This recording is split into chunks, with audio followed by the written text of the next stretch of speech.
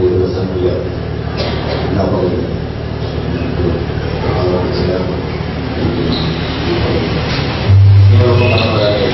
വളരെ സന്തോഷമുണ്ട്. പകലിന്റെ നമ്മളെ ഒരുമിച്ച് അനുഗ്രഹിക്കട്ടെ.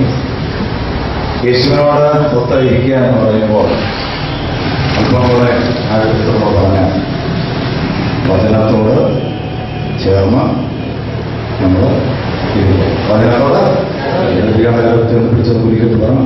വചനത്തോട് ചേർന്ന് ഇരിക്കുക, വചനത്തോട് ചേർന്ന് ഇരിക്കുക.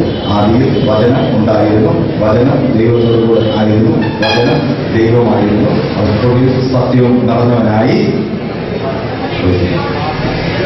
ദൈവ വചനം എവിടെയൊക്കെ വെളിപ്പെടുന്നോ അവിടെ എല്ലാവരും ഒന്നോടെ പറഞ്ഞേ. യേശുവിന്റെ കൂടെ നിൽക്കുന്ന നമ്മളെല്ലാം വിജയിച്ചവൻ. കാരണം എന്താ? അവൻ വിജയിച്ചവൻ. അവൻ ജയാളിയാണ്. ജയിച്ചവന്റെ കൂടെ നിൽക്കുന്നത് നിങ്ങൾ കണ്ടുകൊണ്ടോ? ജയിച്ചവരുടെ കഴിഞ്ഞാണെങ്കിൽ പുറത്ത് ഒരു തെരഞ്ഞെടുപ്പുണ്ടായിരുന്നു. തെരഞ്ഞെടുപ്പിനെ കുറിച്ച് പറയാനാണ് ഒരു ഉദാഹരണം പറയാം. ആ തെരഞ്ഞെടുപ്പില് എല്ലാ പാർട്ടികളും മത്സരിച്ച് പ്രചാരണങ്ങളെല്ലാം നടന്നു. എത്ര മത്സരിച്ച് പ്രചാരണം നടത്തിയാലും ഒരു പാർട്ടി ജയിക്കുന്നു, ഒരാളെ ജയിക്കുന്നു. അവസാനം ഒരാൾ ജയിച്ചു, അതാരും ആയിക്കോട്ടെ, ഒരാൾ ജയിച്ചു. ജയിച്ചതിന്റെ പിറ്റേ ദിവസം പത്രത്തില് ഫോട്ടോ, ജയിച്ചവന്റെ ഫോട്ടോ. ജയിച്ചവന്റെ മാത്രം ഫോട്ടോ ഇല്ല, ജയിച്ചവന്റെ കൂട്ടത്തിൽ കുറെ പേര് ഇങ്ങനെ നിൽക്കണം തലയിട്ട്. അവരുടെ അതിപ്പൊരു പ്രത്യേകതയുണ്ട്. എന്താണ് ഇതിന്റെ പ്രത്യേകത? കഷ്ടമായി ജയിച്ചു ആണോ? നിങ്ങളുടെ ജീവിതമായിട്ട് അങ്ങനെ എനിക്ക് തോന്നുന്നു. എന്നാലും ജയിച്ചവന്റെ കൂടുതലായി പോയല്ലോ എന്നുള്ള വിഷമം. നമ്മൾ ജയിച്ചവന്റെ കൂട്ടത്തിലാണ്. 10ാം ക്ലാസ്സിൽ ഡിസ്റ്റിങ്ഷനോടെ പാസ്സായ ഒരു കൊച്ച് ഇങ്ങനെയല്ല വീട്ടിലേക്ക് വരുന്നത്. അത് ഭയങ്കര സന്തോഷത്തിലായിരിക്കും വരുന്നത്. കാരണം ജയിച്ചവനെ കണ്ടാലറിയാം. ജയിച്ച യേശുവിന്റെ കൂടെ നമ്മൾ ഇരിക്കുമ്പോൾ നമ്മളും ജയാളികളാണ്. എന്നാ പറയല്ല, ഞാൻ ചിന്തിക്കുന്നു നിങ്ങളെക്കാളെല്ലാം വളരെ തിരക്കത്തില്ല ഞാൻ നിൽക്കുന്നത്. എനിക്ക് ഇവിടുത്തെ മീറ്റിംഗ് കഴിഞ്ഞ് ട്രിവാൻഡ്രത്ത് പോയി പാരിയോടെന്ന് പറയുന്ന സ്ഥലത്ത് ശുശ്രൂഷിക്കുന്നത്. അതുകൊണ്ട് വളരെ വേഗത്തിൽ ദൈവാത്മാവിന്റെ ഉള്ളിൽ തന്ന ഒരു ചിന്ത വളരെ വേഗത്തിൽ പറഞ്ഞ് പ്രാർത്ഥിക്കാൻ ഞാൻ പോവുകയാണ്. അപ്പോസ്തലരുടെ പുസ്തകം 4-ാം അധ്യായം 32-33 വാക്യങ്ങൾ വേഗത്തിൽ വായിക്കുക. അപ്പോസ്തലരുടെ പുസ്തകം 4-ാം അധ്യായം 32-33 വേഗത്തിൽ വായിച്ചാൽ ആരെങ്കിലും വിശ്വസ്തരുടെ കൂട്ടം ഏക ഹൃദയവും ഏക മനസ്സുള്ളവരായിരുന്നു. തനിക്കുള്ളതൊന്നും സ്വന്തമെന്ന് ആരും പറഞ്ഞില്ല, സകലവും അവർക്ക് പൊതുവായിരുന്നു. അപ്പോസ്തലന്മാർ മഹാശക്തിയോടെ കർത്താവായ യേശുവിന്റെ പുനരുത്ഥാനത്തിന് സാക്ഷ്യം പറഞ്ഞുവന്നു എല്ലാവർക്കും ധാരാളം പ്രകടിപ്പിച്ചു. മുട്ടുള്ളവൻ ആരും അവരിൽ ഉണ്ടായിരുന്നില്ല.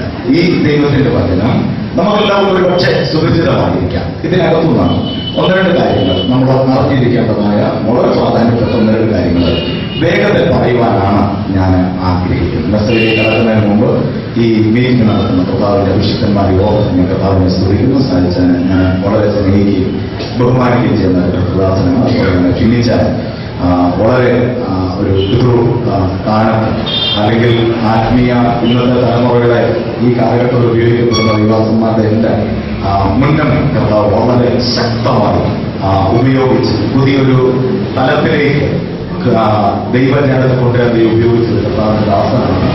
അദ്ദേഹത്തിന്റെ ചർച്ചിൽ വന്ന അദ്ദേഹത്തിന്റെ ബിലീവേഴ്സിനോടൊക്കെ ശുശ്രൂഷിക്കാൻ കിട്ടിയത് വലിയ ഭാഗ്യമായി ഞാൻ കരുതുകയാണ്.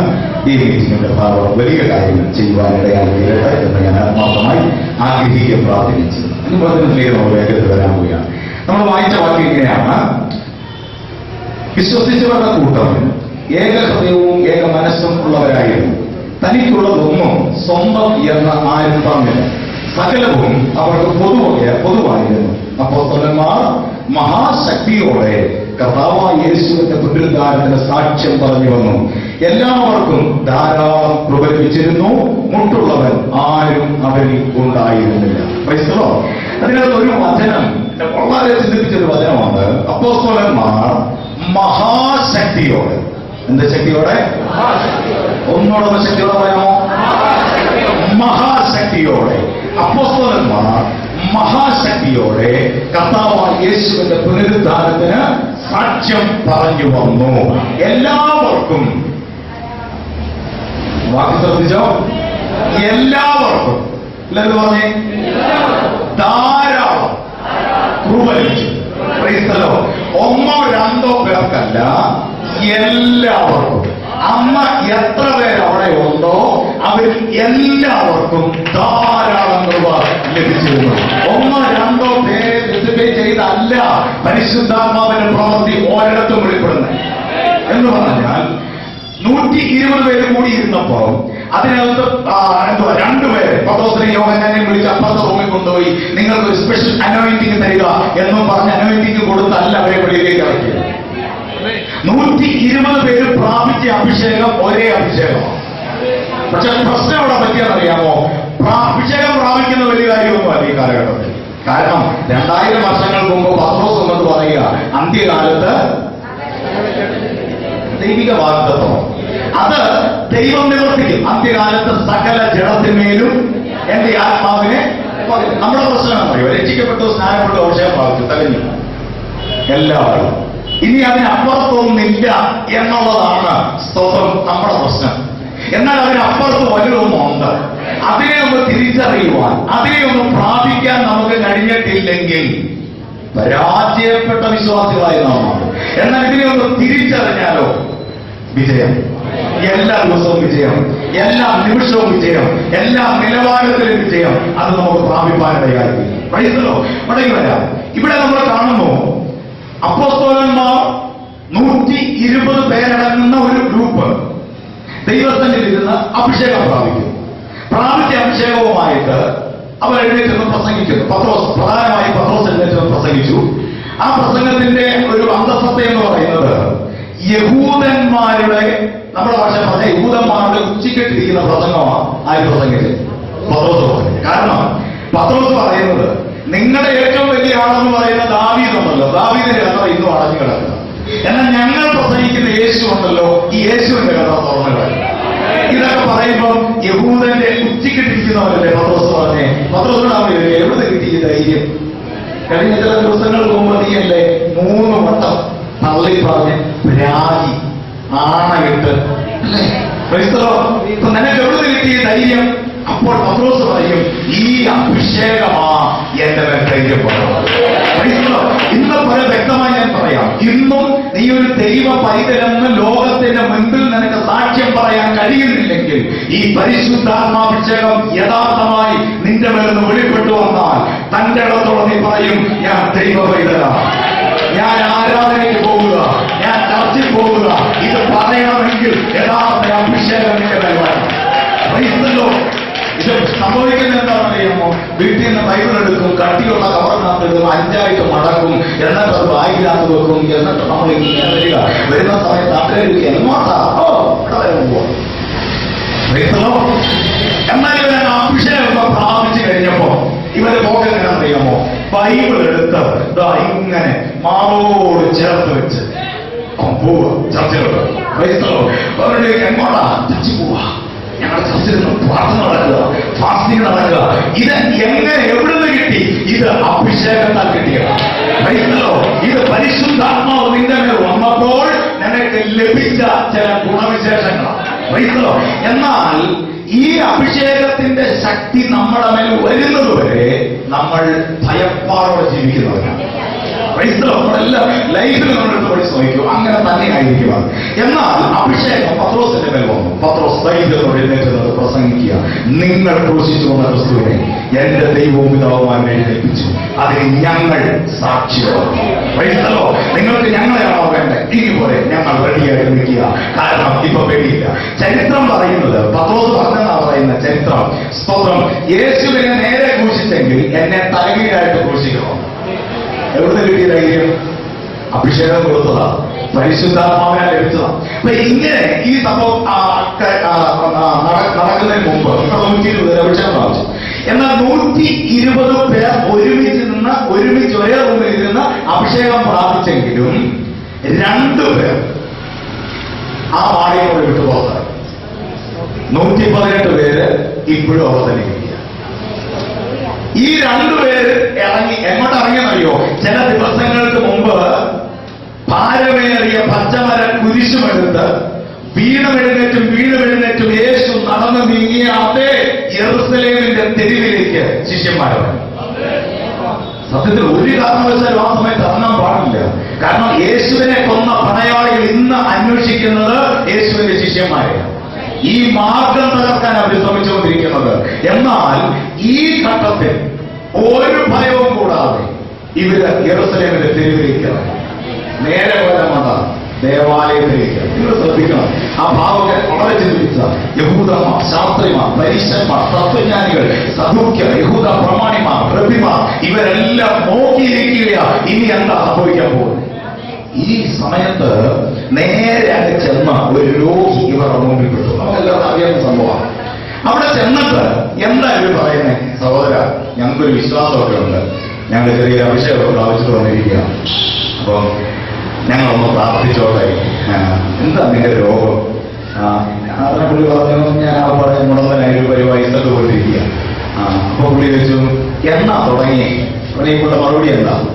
അമ്മയുടെ പുള്ളിയുടെ ആ പ്രശ്നത്തെ കുറിച്ചുള്ള ആ വേദനയുടെ കാഠിന്യം കണ്ടോ? അവൻ പറയുക ഇത് ജന്മന ഉള്ളതെന്നാണ് സാധാരണ നമ്മളൊക്കെ പറയുന്നത്. എന്നാൽ ഇദ്ദേഹം പറഞ്ഞത്, ഞാൻ അമ്മയുടെ ഉദരത്തിൽ കിടന്നപ്പോൾ തന്നെ ഞാൻ ഇങ്ങനെ കിടന്നത്. ക്രൈസ്തവോ വളരെ പദോസ്യാനോട് പറയാം, ഞാൻ ഒന്ന് പോവാ, അങ്ങനെയല്ല പറഞ്ഞു. ക്രൈസ്തവോ ഞാനിങ്ങനെ ചിന്തിച്ചു, അവർ മിനിസ്ട്രി ആരംഭിക്കുക തുടങ്ങും വരെ മുട്ടുവേദന, അതുപോലെ കാലുവേദനയൊക്കെ പ്രാർത്ഥിച്ചാൽ മതി. ഇത് തുടങ്ങിയപ്പോഴേ ഇവര് കയറി വീണത് ഏത് വിഷയത്തിലാണ്? വലിയൊരു വിഷയം. അപ്പൊ അവരുടെ സഹോദര, ഞങ്ങൾ പ്രാർത്ഥിക്കാൻ, എനിക്ക് ചെറിയ വിശ്വാസമുണ്ട്, പ്രാർത്ഥിക്കാൻ സൗഖ്യമായവരിൽ അക്കം നോക്കിയാണ്. ഇല്ലെങ്കിൽ ആരോട് പറയരുത്. കാരണം ഈ നാമം ഇനി ഇവിടെ ദൂഷിക്കപ്പെടാൻ ഞങ്ങൾക്ക് ഈ തെരുവിൽ പോലും ഇനി ഇറങ്ങാൻ പറ്റില്ല. ഇത് വല്ലതാണോ പറഞ്ഞത്? അല്ല, അവര് ധൈര്യത്തോടെ തണ്ടത്തോടെ അവരിൽ നിന്നിട്ട് പറയുക, നീ ഞങ്ങളെ ഉറ്റു നോക്കുക, നീ ഞങ്ങളെ ഒന്ന് നോക്ക്, നീ ഞങ്ങളിൽ പ്രതീക്ഷിക്കുന്ന പൊന്നോ വെള്ളിയോ എന്നാൽ അത് ഞങ്ങൾക്കില്ല, എന്നാൽ അതിനേക്കാൾ വലുതൊന്ന് ഞങ്ങൾക്കുണ്ട്. അത് നസ്രയനായ യേശുവിന്റെ നാമമാണ്. നീയും കേട്ടില്ലേ ചില ദിവസങ്ങൾക്ക് മുമ്പ് അവനെ ക്രൂശിക്ക എന്ന് നിലവിളിച്ചുകൊണ്ട് പോകുന്ന ശബ്ദം നീയും കേട്ടില്ലേ? ആ നാമത്തിൽ ഞങ്ങൾ പറയുന്നു, നീ എഴുന്നേറ്റ് വരിക.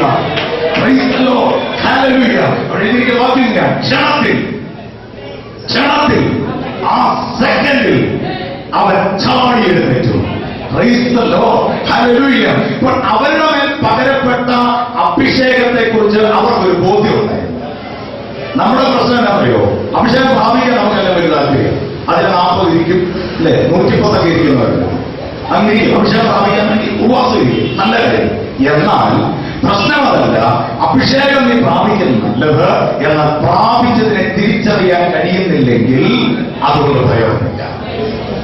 ഉദാഹരണം പറയാം, ചർച്ചിലെ ആരാധന കഴിഞ്ഞ് വീട്ടിലോട്ട് ചെന്നപ്പോ വീടിന്റെ മുറ്റത്ത് ചെമ്പരത്തി, ഇതാണ് ചെമ്പരത്തിപ്പൂവിന്റെ കൂട്ടത്തിൽ ഒരു മൊത്തത്തോളം.